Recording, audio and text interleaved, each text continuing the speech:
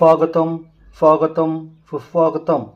नमस्कार मित्रांनो, मी Devanand Dambare easy find maths या यूट्यूब चॅनलमध्ये आपले सर्वांचे हार्दिक स्वागत करतो।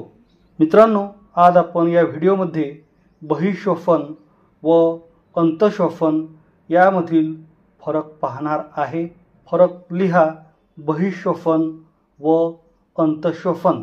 विद्यार्थी मित्रांनो, बहिःश्वसन व अंतःश्वसन यामधील फरक पाहताना आपण एक मुद्दा बहिःश्वसनमधील व एक मुद्दा अंतःश्वसन यातील याप्रमाणे पाहणार आहे।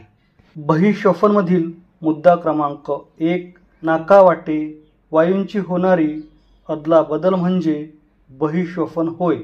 आणि अंतःश्वसनमधील मुद्दा क्रमांक 1, पेशी व ऊतीद्रव यांच्यामध्ये होणारी वायूची देवाणघेवाण म्हणजे अंतःश्वसन होय। बहिःश्वसनमधील मुद्दा क्रमांक 2, बहिःश्वसनात श्वास घेणे व श्वास सोडणे या प्रक्रियांचा समावेश होतो। अंतःश्वसनमधील मुद्दा क्रमांक 2, अंतःश्वसनात श्वास घेणे व श्वास सोडणे या प्रक्रियांचा समावेश होत नाही।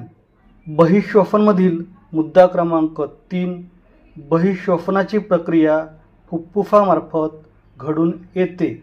अंतःश्वसनमधील मुद्दा क्रमांक 3, अंतःश्वसन शरीरातील ऊतींमध्ये घडून येते। बहिःश्वसनमधील मुद्दा क्रमांक 4, बहिःश्वसनाची प्रक्रिया शरीर व बाह्य पर्यावरण यांच्यामध्ये घडून येते।